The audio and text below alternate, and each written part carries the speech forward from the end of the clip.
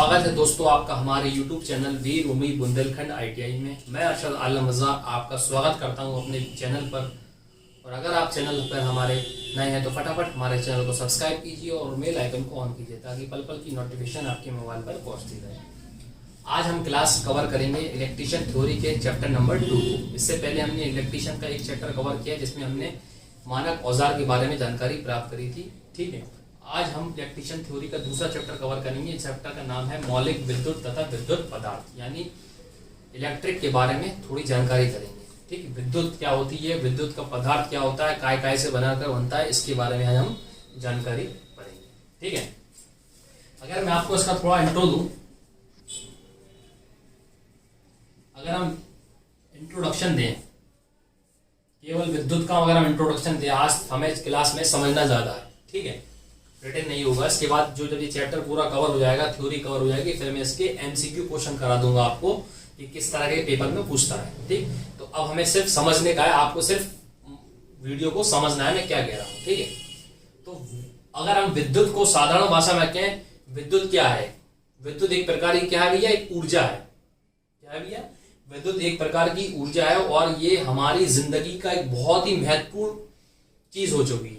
इसके बिना हमारे जीवन की परिकल्पना करना कठिन है। यानी आजकल जो भी काम हो रहा है, मशीनरी, यातायात, ट्रैवल, सब जितना भी काम हो रहा है, सब फैक्ट्रियां चल रही हैं और आप इधर से उधर जा रहे हो, ट्रेन से जा रहे हो, सब विद्युत के द्वारा हो रहा है। ठीक है, तो इसको ही हम विद्युत कहते हैं। विद्युत के बिना हमारे जीवन की कल्पना करना बहुत ही मुश्किल हो गई है। जब से हमने विद्युत का यूज करा है तो हर जगह हमारा विद्युत का यूज हो रहा है। ठीक है, तो उसको हम विद्युत कहते हैं। तो विद्युत को आप किसे कहते हैं वो हम बताएंगे, लेकिन विद्युत हमारी जिंदगी के लिए बहुत ही जरूरी चीज बन चुकी है।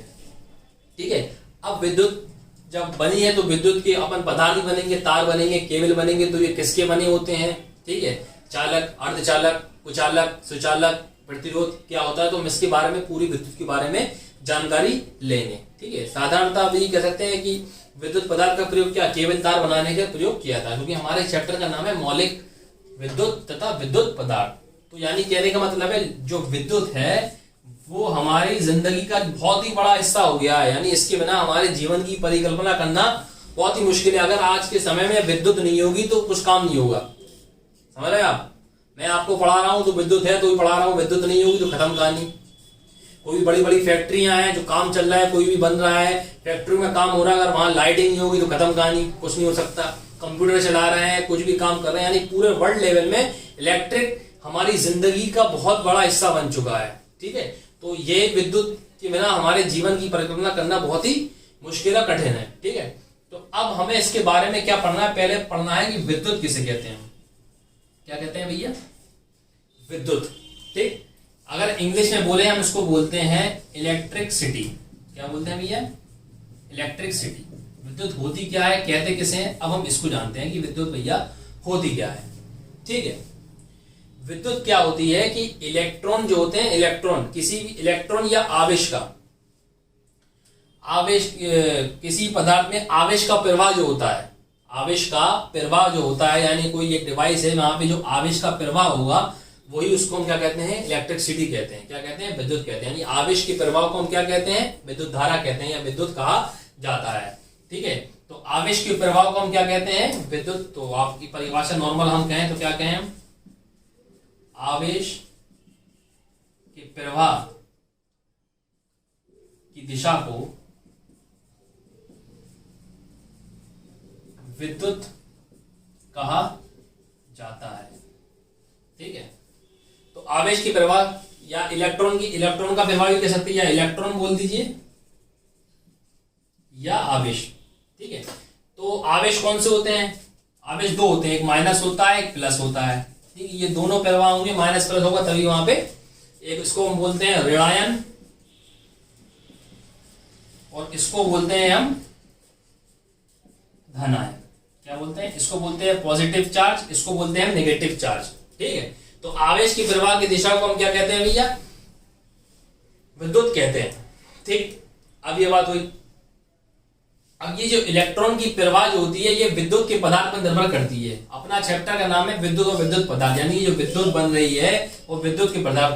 तो ये जो आवेश जो बह रहा है, अपना आवेश का जो प्रवाह हो रहा है, तो जिस डिवाइस में हो रहा है वो पदार्थ जिसको बना हो, यानी आवेश का प्रवाह किस पर निर्भर करता है, पदार्थ पर निर्भर करता है, यानी किस चीज का पदार्थ है, क्या वो अर्धचालक है, क्या सुचालक है, इसलिए उसकी जानकारी हमें लेना पड़ेगी। तो आवेश की प्रवाह को हम क्या कहते हैं, विद्युत कहा जाता है। ठीक है, अब विद्युत जो होता है, विद्युत को तो ना हम पकड़ सकते हैं, ना हम सूक्ष्म दृष्टि से देख सकते हैं। ठीक है, विद्युत को हम देख कौन सकते हैं कि विद्युत यार यहाँ महसूस कर सकते हैं। अगर हमें कहीं करंट लगेगा, जैसे ये कोई हमने मान के चलिए एक बोर्ड है, अब हमें यहाँ तो दिखने चलिए कि यहाँ पे विद्युत है, हम जब इसको छुएंगे तो हमें करंट लगेगा कि हाँ भैया विद्युत में इधर इसमें करंट आ रहा है, यानी इसमें इलेक्ट्रिक है, यानी लाइट है। यानी कहने का मतलब है हम विद्युत को ना तो हम सूक्ष्म दृष्टि से देख पाएंगे, यानी हम सूक्ष्म दृष्टि लगा हम चेक कर लेंगे यहाँ पे कि इसमें इस बोर्ड के अंदर इलेक्ट्रिक है कि नहीं है, नहीं कर पाएंगे ना। तो यानी इसको हम सिर्फ महसूस कर सकते हैं। यदि हमने इसको छुआ, करंट लगा, तो भैया इसने करंट मारा तो हमने हाथ पीछे कर लेंगे, भैया इसमें करंट आ रहा है, इसमें लाइट आ रही है, तो यानी क्या विद्युत। तो विद्युत को हम महसूस कर सकते हैं, हम इसको कभी देख नहीं सकते, ना सूक्ष्म दृष्टि से किसी भी चीज से नहीं कर सकते, सिर्फ इसको महसूस किया जा सकता है। ठीक है, तो विद्युत किसे कहते हैं, विद्युत कहते हैं इलेक्ट्रॉन की आवेश की प्रवाह की दिशा को क्या कहा जाता है भैया, विद्युत कहा जाता है। जो आवेश का प्रवाह होता है वो माइनस ऋण आयन प्लस आयन होता है। जो आवेश होते हैं वो ध्यान रखना, वो ऋण आवेश से धन आवेश की ओर चलते हैं। जो विद्युत में प्रवाह होता है वो ऋण आवेश जो होते हैं ऋण आवेश से धन आवेश की ओर चलते हैं। आवेश की प्रवाह पदार्थ की प्रकृति पर निर्भर करता है, पदार्थ की प्रकृति कर लीजिए, पदार्थ की प्रकृति पर निर्भर करता है, यानी पदार्थ को किस चीज का बना हुआ है, तांबे का है, चांदी का है, तो ये अपन को समझना पड़ेगा क्या होगा। ठीक है, आवेश की प्रकृति पर निर्भर करता है। और विद्युत क्या है, उसको हम महसूस कर सकते हैं, विद्युत को हम कभी देख नहीं सकते हैं। ठीक है, इतना समझ में आया। अगला देखते हैं। अब भैया हमने विद्युत को जाना, तो विद्युत क्या होती है, विद्युत दो प्रकार की होती है। क्या होती है, विद्युत के दो पार्ट होते हैं। कितने पार्ट होते हैं भैया, दो पार्ट होते हैं। एक होती है स्थिर विद्युत। कौन सी विद्युत भैया, एक होती है आपकी स्थिर विद्युत, और दूसरी आपकी जो होती है वो होती है गतिशील विद्युत। क्या होती है भैया, गतिशील विद्युत। ठीक, तो आपसे पूछ रहा है इलेक्ट्रिसिटी कितने प्रकार, विद्युत कितने प्रकार की होती है, होती है स्थिर विद्युत और एक होती है गतिशील विद्युत। ठीक, स्थिर विद्युत क्या होती है, स्थिर विद्युत का प्रयोग क्या है, ये अस्थाई यानी रुकी हुई, स्थिर मानी रुकी हुई। स्थिर का मतलब क्या होता है, साधारण भाषा में देखें तो क्या होता है, ठीक है, तो इसका मतलब होता है रुकी हुई। ठीक, स्थिर विद्युत को का मतलब ये हुआ कि इस विद्युत का प्रयोग हम एक स्थान से दूसरे स्थान पर ले जाके नहीं कर सकते। ठीक, यानी कहने का मतलब यह है कि इस प्रकार की विद्युत को एक स्थान से दूसरे स्थान तक नहीं ले जा सकते। यानी इसका प्रयोग हम ये नहीं कि एक स्थान से दूसरे तक ये वाली विद्युत नहीं, यानी स्थिर यानी रुकी विद्युत, यानी जहां पे वहीं वहीं रहेगी, इसको और कहीं नहीं ले जा सकते। ठीक, गतिशील, गतिशील में क्या होगा, इस विद्युत को हम ले जा सकते हैं एक स्थान से दूसरे स्थान तक, दूसरे स्थान तक ले जा सकते हैं। ठीक है भैया, क्या कहा मैंने भैया, मैंने ये कहा आपसे कि भैया जो विद्युत होती है वो दो प्रकार की होती है। कितने प्रकार की होती है, दो प्रकार की होती है। एक होती है आपकी स्थिर विद्युत और एक आपकी होती है गतिशील विद्युत। क्या होती है, एक होती है आपकी स्थिर विद्युत और एक होती है आपकी गतिशील विद्युत। स्थिर विद्युत क्या है, यानी अगर साधारण भाषा में कहें तो रुकी हुई, स्थिर मानी रुका हुआ, यानी इस विद्युत को हम एक स्थान से दूसरे स्थान तक नहीं ले जा सकते, नहीं पहुंचाया जा सकता है। इस विद्युत को दूसरे स्थान नहीं पहुंचा सकते, और गतिशील को एक स्थान से दूसरे स्थान तक पहुंचाया जा सकते हैं। उदाहरण के तौर पर जैसे यदि हम एग्जाम्पल के तौर पर इसका हम कह सकते हैं, यदि हम कांच की छड़ को, जब हम कांच की छड़ को रेशम की छड़ से रगड़, कांच की छड़ को रेशम से रगड़ते हैं,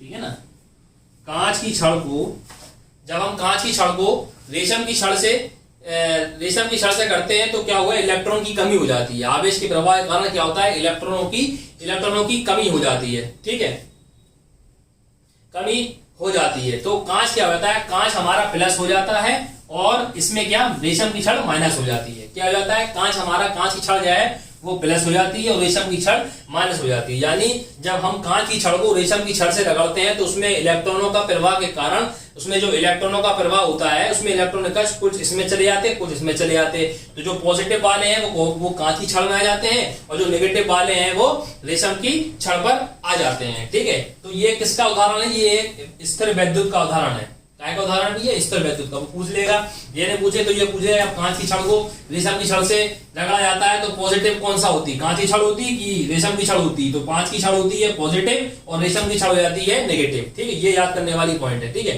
अब ये गतिशील विद्युत जो है तो इसको एक स्थान से दूसरे स्थान तक ले जा सकते हैं। जैसे हमने आपसे कहा कौन सी विधि, आप एक काम करिए, जैसे आजकल वो चल रहा है प्रकाशीय वाली, प्रकाशीय ऊर्जा वाली होती है कि नहीं होती है? प्रकाशीय स्रोत। प्रकाशीय स्रोत कहने का मतलब, प्रकाशीय स्रोत वो होगा जो आजकल सोलर वाले चल रहे हैं। हम उसको पहले चार्ज कर लेते हैं, पूरी तरह से धूप में चार्ज कर लेते हैं, फिर उसको कहीं भी लगा लो, काम करेगी वो। ठीक है, नहीं समझ में आया? एक एग्जाम्पल हो गया प्रकाशीय स्रोत वाली और दूसरी हो गई रासायनिक स्रोत पर। रासायनिक स्रोत वाली कौन सी? यानी बैटरी वाली, बैटरी। ठीक है, इसमें तो सोलर सेल वाले सब आ जाएंगे। ठीक है, और इसमें बैटरी वगैरह आ जाएंगी। अपनी बैटरी को क्या करेंगे? बैटरी को चार्ज करो, कहीं भी ले जाओ, उधर से उधर ले जा सकते। तो ये कौन सी? गतिशील विद्युत में आ जाएगी। और स्थिर विद्युत यानी रुकी हुई के स्थान से दूसरे स्थान नहीं ले जा सकते, तो ये कौन सी आएगी? स्थिर विद्युत में आ जाएगी। ठीक है, तो इसके एक दो उदाहरण होते हैं, प्रकाशीय स्रोत होते हैं, रासायनिक स्रोत हो गया, तापीय विधि भी होता है कि बहुत से लोग उसको गर्म करते हैं तब भी उसका प्रयोग किया जाता है। ठीक है, तो ये भी क्या होता है? ये भी कौन सी विधि है? गतिशील विद्युत की। यानी कहने का मतलब है जिसको अपन चार्ज करें, आवेश करके एक स्थान से दूसरे स्थान तक ले जाए तो वो गतिशील विद्युत कहलाती है, और जिसको नहीं करें उसको स्थिर विद्युत कहलाते हैं। स्थिर विद्युत के सिर्फ एक यही उदाहरण है कि जब कांच की छड़ को रेशम की छड़ को चढ़े, एक आमनूस की छड़ वाला आता है कि आमनूस की छड़ को रगड़े, तो उसका तो ये काय के उदाहरण है? ये स्थिर विद्युत के उदाहरण है। उम्मीद करता हूं आपको ये विद्युत के दो पार्ट समझ में आया कि स्थिर विद्युत किसे कहते हैं और गतिशील विद्युत किसे कहते हैं। अगला हम टॉपिक देखते हैं विद्युत के बारे में जाना। ठीक, अब विद्युत हमने समझ लिया कि विद्युत कहते किसे हैं, विद्युत स्थिर विद्युत क्या होती है, गतिशील विद्युत क्या होती है, और हमने इसके दो तीन एग्जाम्पल समझे। उम्मीद करता हूं आपको विद्युत का समझ में आया होगा। अब विद्युत से संबंधित कुछ वर्ड हैं जिसके बारे में जानकारी भी जरूरी है। क्या? विद्युत से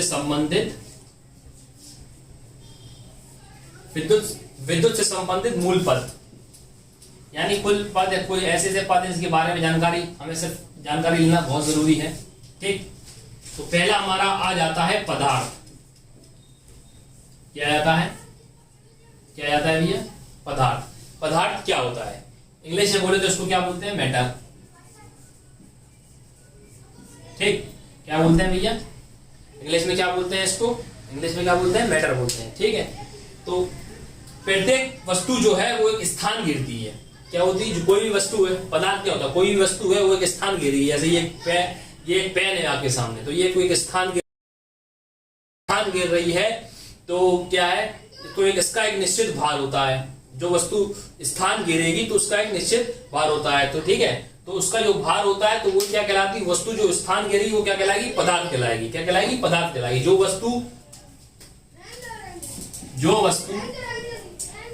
जो वस्तु स्थान घेरती है, क्या कहती है? स्थान घेरती है, और उसका भार होता है, निश्चित भार होता है, उसे क्या कहते हैं भैया? उसे हम क्या कहते हैं भैया? पदार्थ कहते हैं। क्या कहते हैं? पदार्थ कहते हैं। ठीक है, थोड़े थोड़े टॉपिक हैं तो जो सबकी अपन को सबके बारे में एक एक उसकी क्या कहते हैं परिभाषा जानकारी होना जरूरी है। ये सब वर्ड इसमें यूज किए जाएंगे इस चैप्टर में, इसलिए सबको पढ़ना पड़ेगा अपन को। एक तरीके का 10th में जो अपन साइंस पढ़ के आए हैं पदार्थ के बारे में, परमाणु, भार, धनावेश, ऋणावेश, अणु किसे कहते हैं, परमाणु किसे कहते हैं, समस्थानिक किसे कहते हैं, संभारिक किसे कहते हैं, तो ये सब अपन को पढ़ना पड़ेगा। जो अपन ने 10th में पढ़ा है वही इस चैप्टर का नाम है। ठीक है, तो पदार्थ क्या होता है? जो भी वस्तु स्थान घेरेगी और उसका एक निश्चित भार होता है, उसको हम क्या बोलते हैं भैया? उसको हम क्या बोलते हैं? उसको हम पदार्थ कहते हैं। ठीक है, प्रकृति में जब पदार्थ होते हैं वो 3 प्रकार के होते हैं। ठीक है, प्रकृति में पदार्थ जो होते हैं भैया कितने प्रकार के होते हैं? 3 प्रकार के होते हैं। ठीक, 3 प्रकार के होते हैं। 3 पदार्थ कौन कौन से होते हैं? एक होता है आपका ठोस, ठीक, एक होता है द्रव और एक होता है गैस। ठीक, ठोस, द्रव, गैस, बस ये याद रखिए। कहने को इसमें ही बहुत सारी चीजें हैं, लेकिन अपन को इतना डीपली नहीं पढ़ना है, सिर्फ अपन को बेसिक जानकारी लेना है जिससे अपना काम बन जाए। तो क्या होता है, जो वस्तु स्थान घेरती है उसको हम क्या कहते हैं, जो वस्तु स्थान घेरती है उसका निश्चित भार होता है उसको हम क्या कहते हैं भैया, पदार्थ कहते हैं। प्रकृति पदार्थ कितने प्रकार के होते हैं, 3 प्रकार के होते हैं, एक होता है ठोस, एक होता है द्रव और एक होता है गैस। ठीक, तो ये हो गया पदार्थ। ठीक, अब आता है पदार्थ के बाद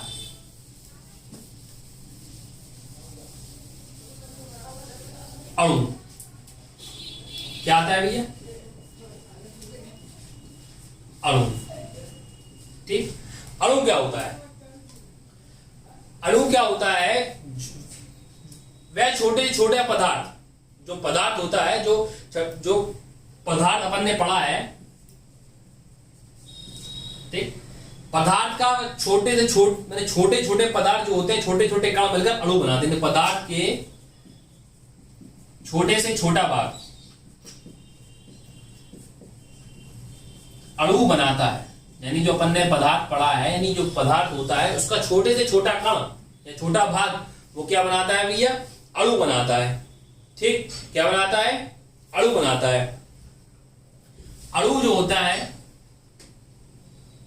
प्रत्येक पदार्थ अणु बनाता है। ठीक है, छोटे छोटे कणों से मिलकर बनाते हैं, उसको कहते हैं अणु कहते हैं। ठीक है, ये जो है अणु, एक कंफ्यूजन रहता है कि अणु किसे कहते हैं और परमाणु किसे कहते हैं। ठीक है, अणु जो है वो परमाणु से मिलकर बना होता है। किससे बना होता है भैया, अणुओं को परमाणुओं में विभाजित कर सकते हैं। क्या कर सकते हैं, अणुओं को परमाणु में विभाजित किया जा सकता है। ठीक, और ये क्या होते हैं, ये प्रत्येक पदार्थ ये स्वतंत्र अवस्था में रह सकते हैं। एक बहुत बड़ा पॉइंट है, ये स्वतंत्र अवस्था में रह सकते हैं। ठीक है, काफी अपन को कंफ्यूजन होती है कि अणु किसे कहते हैं, परमाणु किसे कहते हैं। तो ये जो इंपॉर्टेंट है ना, ये बात बहुत इंपॉर्टेंट है कि अणु जो होते हैं वो स्वतंत्र अवस्था में रह सकते हैं, लेकिन परमाणु जो होंगे वो स्वतंत्र अवस्था में नहीं रहेंगे। ठीक है, तो क्या है, प्रत्येक पदार्थ छोटे छोटे कणों से मिलकर बना होता है, जिसको हम अणु कहते हैं। अणु को हम परमाणु में विभाजित कर सकते हैं। अणु क्या होता है, ये स्वतंत्र अवस्था में भी रह सकते हैं। ठीक, ऐसे ही होता है। अगला होता है परमाणु। क्या होता है भैया, अभी हमने अणु पढ़ा, अब हम क्या पढ़ेंगे, परमाणु। ठीक, अभी जब प्रत्येक अणु जो होता है, प्रत्येक अणु जो होता है वो छोटे छोटे परमाणुओं से मिलकर बना होता है। क्या कैसे बना होता है, छोटे छोटे परमाणुओं से मिलकर बना होता है। ठीक, अगर वो आपसे कहते कि परमाणु किससे मिलकर बना होता है, तो परमाणु छोटे छोटे अणुओं से मिलकर बना क्या होता है, परमाणु। ठीक है, और अणु किससे बना होता है, अणु बना होता है छोटे छोटे पदार्थ से मिलकर बना होता है। यानी पदार्थ का छोटे से छोटा भाग क्या कहलाता है, अणु कहलाता है, और अणु का छोटे से छोटा भाग क्या कहलाता है भैया, परमाणु कहलाता है। ये क्या है, ये स्वतंत्र अवस्था में नहीं रह सकते, ये स्वतंत्र अवस्था में नहीं रह सकते। ठीक, ये जो मैं आपको पॉइंट लिखा रहा हूं, इसी के ऊपर ही आपके एमसीक्यू बनेंगे, यानी ऑब्जेक्टिव क्वेश्चन बनेंगे। वो कहेंगे कि प्रत्येक पूछ लेगा कि अणु किससे मिलकर बना होता है, परमाणुओं से, आवेशों से। तो ऐसे ही आपके एमसीक्यू क्वेश्चन पढ़ेंगे, इसलिए ध्यान से सुनिए मैं क्या कहना चाह रहा हूं। तो परमाणु क्या होता है, परमाणु होता है प्रत्येक अणु जो है छोटे छोटे अणुओं से, प्रत्येक अणु प्रत्येक छोटे छोटे परमाणुओं से मिलकर बना होता है। ठीक है, प्रत्येक पदार्थ का छोटे से छोटा, ठीक है, पदार्थ का छोटे छोटा भाग क्या कहलाता है, अणु कहलाता है। अणु को परमाणु में विभाजित कर सकते हैं, ये स्वतंत्र अवस्था में रह सकते हैं। अगर आपको आज थोड़ा मैं सिर्फ हमारी, आप क्या करें, जो मैं बोल रहा हूं उसको समझिए। मैं जानता हूं आपको ये थोड़ा ये दिखाई नहीं दे रहा होगा, लेकिन मैं आपको जो बोल रहा हूं वो सुनिए। ठीक है, जो लिखा है उस पर ध्यान नहीं दिए, जो मैं बोल रहा हूं वो सुनिए। सुनने का काम है, क्योंकि लिखने का काम नहीं है। तो क्या होता है, अणु होता है पदार्थ छोटे छोटे, जो पदार्थ छोटे छोटे पदार्थ के छोटे से छोटा भाग क्या कहलाता है, अणु कहलाता है। अणुओं को परमाणु में विभाजित कर सकते हैं और ये स्वतंत्र अवस्था में रह सकते हैं। परमाणु क्या होते हैं, प्रत्येक छोटे छोटे परमाणु, अणु जो होता है वो परमाणु से मिलकर बनाते हैं। अणु का छोटे से छोटा पार्ट क्या कहलाता है, परमाणु कहलाता है। यानी जो अणु जो बन रहा है वो पदार्थ को छोटा करके बन रहा है, और जो परमाणु बन रहा है वो अणु को छोटा करके बन रहा है। ठीक है, तो ये स्वतंत्र अवस्था में नहीं रह सकते और ना ही इनको अलग किया जा सकता है। ठीक है, तो इसमें सबसे बड़ी बात जो है ना, सबसे बड़ी बात जो है, ये बहुत इंपॉर्टेंट बात है, आपको कंफ्यूजन कर देगा कि कौन सा पदार्थ या कौन सी वस्तु स्वतंत्र अवस्था में रह सकती है। तो स्वतंत्र अवस्था में हमेशा अणु रहेगी, ये बात नोट कर लीजिए आप। ये मैं जो बात कह रहा हूं कि कौन सा पदार्थ स्वतंत्र अवस्था में रह सकता है, तो अणु जो है वो स्वतंत्र अवस्था में रह सकता है, और आपका जो परमाणु है वो स्वतंत्र अवस्था में नहीं रह सकता है। यही चीज है जो इस दूसरे को अंतर स्पष्ट करती है कि ये स्वतंत्र अवस्था में रह लेगा लेकिन ये नहीं रह पाएगा भैया। ठीक है, तो अणु और परमाणु में ये डिफरेंस बहुत बड़ा है, यही इंपॉर्टेंट होता है, बहुत क्वेश्चन बनते हैं इसमें। ठीक है, उम्मीद करता हूं आपको ये समझ में आया होगा। अगला हमने अणु पढ़ लिया, पदार्थ पढ़ लिया, परमाणु पढ़ लिया, अब होगी परमाणु संरचना। अब आप ये कह रहे हो कि भैया विद्युत के चैप्टर में आप ये केमिस्ट्री क्यों पढ़ रहे हो? ये पढ़ना था हमारा चैप्टर इलेक्ट्रिसिटी पढ़ा रहे भैया, परमाणु अणु केमिस्ट्री बीच में कहां से आ गई? तो भैया केमिस्ट्री बीच में इसलिए आ गई, जो अपन विद्युत आवेश पढ़ेंगे ना, विद्युत आवेश, विद्युत आवेश तभी समझ पाएंगे तब हम ये सब क्लियर कर लेंगे।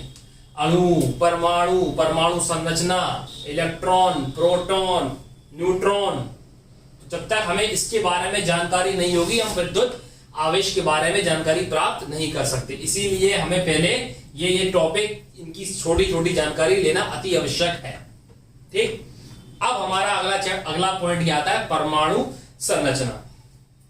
ठीक है, अब ये परमाणु जो हमने पढ़ा है, परमाणु हमने पता लगाया, परमाणु क्या है? छोटे छोटे अणुओं से मिलकर बना होता है। ठीक है, तो परमाणु की जो संरचना है ना, परमाणु की संरचना जो होती है ना, वो सूक्ष्म नहीं है, यानी छोटी नहीं है, वही बहुत बड़ी है। ठीक है, परमाणु की संरचना जो होती है वो सूक्ष्म नहीं है, जो आप समझ रहे हैं कि छोटा छोटा होगा, वो सूक्ष्म नहीं है। ठीक है, तो परमाणु की संरचना में 3 भाग होते हैं। क्या भाग होते हैं? परमाणु की संरचना में 3 भाग होते हैं। परमाणु जो होता है 3 भाग से बना होता है। एक होता है आपका प्रोटॉन, एक होता है आपका इलेक्ट्रॉन। जैसे मैंने आपसे कहा, परमाणु की जो संरचना होगी ना आपकी, परमाणु की जो संरचना होगी सूक्ष्म नहीं होती, वो बड़ी होती है। वो क्या 3 भागों की होती है। एक होता है आपका प्रोटॉन, क्या हो गया? प्रोटॉन। एक हो गया आपका इलेक्ट्रॉन, और एक हो गया आपका न्यूट्रॉन। ठीक, अगर आपसे क्वेश्चन यही पूछ लेगा कि परमाणु की संरचना किससे मिलकर बनी होती है, तो प्रोटॉन, इलेक्ट्रॉन और न्यूट्रॉन, इन तीनों से मिलकर परमाणु की संरचना बनी होती है। ठीक है, क्या होता है कि भैया एक परमाणु होता है, मान के चलिए एक परमाणु है। ठीक है, ये एक परमाणु। ठीक है, क्या होगा कि इसके चारों ओर जो होगा, इसके चारों ओर इलेक्ट्रॉन चक्कर लगाते रहते हैं। क्या लगाते रहते हैं? इलेक्ट्रॉन उसकी चक्कर लगाते रहते हैं। कि किसी परमाणु के चारों ओर कौन चक्कर लगाते रहते हैं भैया? इलेक्ट्रॉन चक्कर लगाते रहते हैं। इसमें क्या, बीच में एक नाभिक होता है। क्या होता है? नाभिक होता है। इसके बीच के पॉइंट को हम क्या बोलते हैं भैया? नाभिक बोलते हैं। ठीक है, इसकी चारों चक्कर कौन लगाता है? कौन लगाता है भैया? इलेक्ट्रॉन चक्कर लगाता है। नाभिक की जो नाभिक किसका बना होता है? प्रोटॉन और न्यूट्रॉन का बना होता है। किसका बना होता है? नाभिक जो होता है वो आपका प्रोटॉन और न्यूट्रॉन का बना होता है। यानी एक परमाणु की चारों ओर चक्कर कौन लगाता है भैया? इलेक्ट्रॉन चक्कर लगाता है। उसकी संरचना कैसे बनी होती है? प्रोटॉन से, इलेक्ट्रॉन से और न्यूट्रॉन से बनी होती है। ठीक है, परमाणु के अंदर बीच में एक नाभिक होता है। नाभिक कैसे बना होता है भैया? नाभिक कैसे बना होता है? नाभिक बना होता है कि जो बिल्कुल परमाणु का बीच का भाग होता है वो क्या हुआ? हमने परमाणु की संरचना यानी नाभिक को जाना कि नाभिक क्या होता है, नाभिक किलकर बना होता है। परमाणु की संरचना क्या होती है, इलेक्ट्रॉन क्या होता है, इलेक्ट्रॉन पे कौन सा चार्ज होता है, प्रोटॉन पे कौन सा चार्ज होता है, न्यूट्रॉन पे कौन सा चार्ज होता है, नाभिक में क्या उपस्थित होता है और इलेक्ट्रॉन कहाँ चक्कर लगाते हैं और ये कहाँ होता है। तो इतनी जानकारी हमने आज जानकारी हासिल की। उम्मीद करता हूँ आपको ये वीडियो पसंद आई होगी। तो हमारे वीडियो को आप लाइक जरूर करिए और आपको क्लास कैसी लगी है नीचे आप कमेंट में जरूर शेयर किया करिए कि सर मुझे क्या समझ में आया क्या नहीं आया। ठीक है, मिलते हैं आपको नेक्स्ट इसी वीडियो को लेके, हम अगली क्लास को लेके चलेंगे अपने चैप्टर को। तब तक नमस्कार।